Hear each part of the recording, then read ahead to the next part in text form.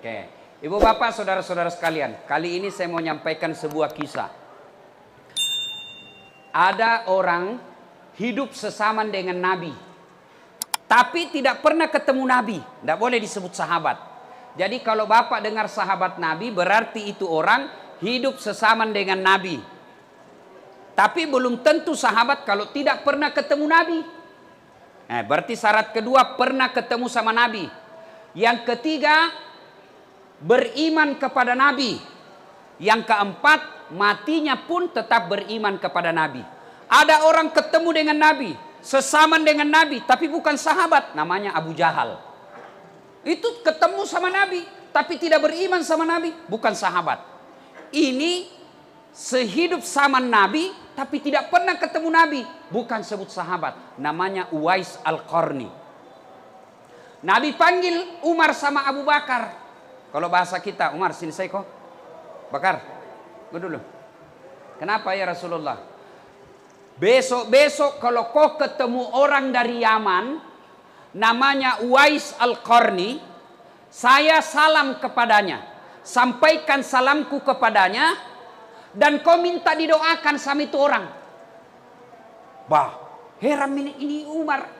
Heran ini Abu Bakar. Siapa ini? Apa keistimewaannya? Akhirnya tunggu. Wafat Nabi, tidak ada orang dari Yaman nama Uwais. Diganti oleh Abu Bakar Siddiq. Tunggu. Tidak ada juga orang dari Yaman nama Uwais. Tiba-tiba ketika Umar jadi khalifah, Amirul Mukminin, presiden sekarang, tiba-tiba ada rombongan musafir pedagang dari Yaman. Umar datangi. Kamu dari Yaman? Iya. Ada di antara kalian nama Uwais Al-Qarni? Kata ini rombongan dari Yaman pedagang. Siapa? Tidak mungkin yang di rombongan kami. Masa Umar tanya? Kok bisa ini? Akhirnya dia bilang, adakah di antara kalian nama Uwais Al-Qarni? Akhirnya pimpinan rombongan dia bilang ada. Tapi itu sana. Itu. Dia tunjuklah pengembala. Jadi dalam rombongan itu mereka membawa onta. Dan penjaga onta itulah Uwais Al-Qarni. Nabi bilang Umar, tidak mungkin. Masa Nabi salam sama pengembala? Kalau di kampungku Pak Kampi. Masa Nabi masalah ku Pak Kampi tukang gembala? Tidak mungkin. Dilihat juga, masih muda. Dipanggillah. Kau nama Uwais Al-Qarni? Dia bilang ya. Dia bilang, Umar, ada Nabi titip salam kepadamu. Bayangkan Pak, Nabi titip salam. Nabi, saya saja ini baru-baru diundang ke Istana Negara.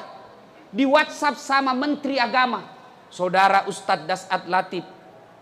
Saya atas nama pemerintah meminta untuk mengisi ceramah Isra Mi'raj di Istana Negara. Itu WhatsAppnya Menteri, langsung ku print. Dede, langsung ku kasih lihat semua pegawaiku di kantor. Menteri Agama bos. Pulang kampung aku pacinikan semua sepupuku. Ita ko cule sapomu. Coba istana. Masya Allah. Itu baru Jokowi yang undang Pak. Bisa dihilang jabatannya itu presiden. 10 tahun saja. Setelah itu wabillahi taufiq wal hidayah. Suluh ke istana. Coba. Saya sudah bangga. Ini Nabi yang titip salam. Masya Allah. Umar penasaran. Uwais, apa gerangan yang membuat ini orang istimewa? Apa sebabnya Nabi titip salam dan minta didoakan? Nah, lebih tua kah dari dia ini? Dia bilang, ya Uwais, Nabi titip salam. Kau pada zaman itu waktu Nabi masih hidup, kenapa kau tidak datang menjumpai Nabi? Kau rindu sama Nabi? Iya, saya sangat merindukan Nabi. Ingin sekali saya ketemu sama Nabi. Lalu kenapa kau tidak lakukan perjalanan dari Yaman ke Madinah? Dia bilang begini, mamaku sakit kodong. Saya mau sekali. Dan saya kalau minta izin sama mamaku, ya bunda saya mau pergi Rasulullah, pasti diizinkan. Tidak mungkin nalarang ke mamaku. Tapi kasihan mamaku sakit. Dia tidak bisa bergerak kecuali saya gendong. Mau makan saya harus suap. Mau buang air besar saya harus pikul. Saya gendong dia. Tidak mungkin saya bisa tinggalkan mamaku dalam keadaan sakit begini. Maka ku tahan rinduku kepada Nabi. Saya tahan rinduku mau ketemu sama Nabi. Karena saya harus jaga ibuku. Lalu kenapa Pak Lek bisa mau sekarang ke sini? Nabi bilang, kau meninggal nih. Baru kak bisa melakukan perjalanan. Subhanallah. Hikmahnya adik-adik sekalian, jangan kau panjang cerita. Punna duraka kau sama ibu bapakmu, jangan kau harap mau baik duniamu. Kalau kau kasih keluar air matanya ibumu, jangan kau harap masuk surga. Nabi bilang, Nabi biar ini hitam jidatmu gara-gara sholat. 5 kali hatam itu Quran selama Ramadan. Senin Kamis kau puasa, ngajar kau ngaji di masjid, tapi patotoai kau sama mamakmu, demi Allah jangankan masuk surga, baunya surga kau tidak dapat. Nah sekarang anak-anak hiram kuliah ki, enjo cewek-cewek dongo, sopanna sama cowok, nah iya kak terserah nih pret, beleng-beleng. Kalau mamaknya ndak hormatina, kalau bapaknya nasihati, jangan kau begitu nak. Tidak baik itu keluar malam-malam. Apalagi nih Ramadan. Jangan pikir taruh keliling. Kakelilinan nih juga apa itu tarwenan lupai. Iyalah sing taruh keliling. Sahur enderut dongo. Siapa ajar kau sahur di jalan. Kau mau kau sahur di rumahmu kau. Mau kau bersedekah siang kau bawa. Jangan kau tengah malam. Kapija kau itu pacaran. Jangan kau ketawa. Dikasih tahu nak kakak lagi. Adik-adik, nih cowok-cowok nih, jangan sampai kau lebih hormat sama cewekmu daripada mamakmu. Kalian ini yang pegawai kah? Sopan sekali kau kepala kantormu, kepala cabangmu, kepala wilayahmu, hormat sekali kau sama camatmu.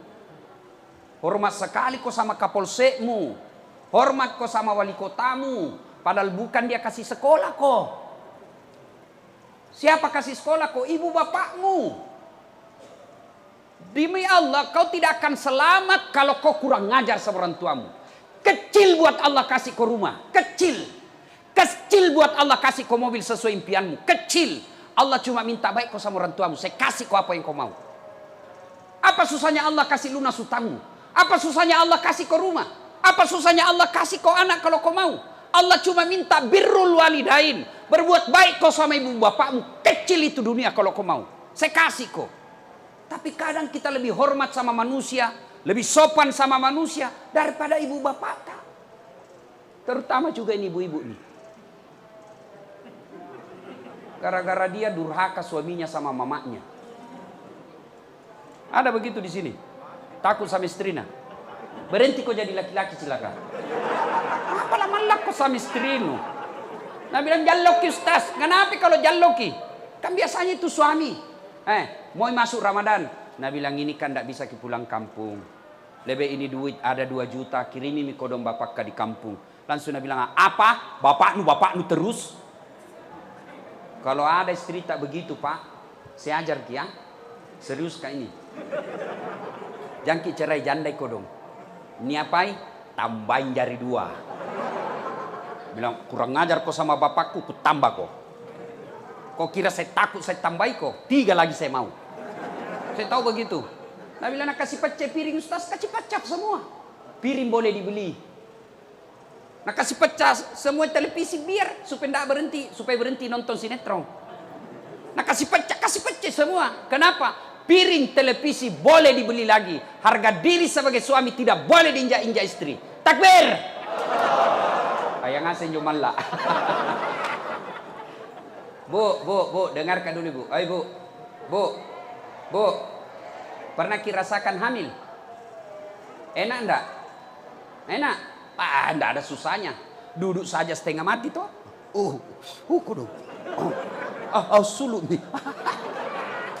Jangan kau ketawa anak muda urusan orang tua ini. Ibu, pernah rasakan melahirkan? Pernah? Enak enggak? Mana ada ibu-ibu melahirkan senyum? Enggak mentah-mentah dia kayak suluk nak. Pernah ibu rasakan bagaimana susahnya menyusui? Ibu, apalagi ketika tumbuh gigina.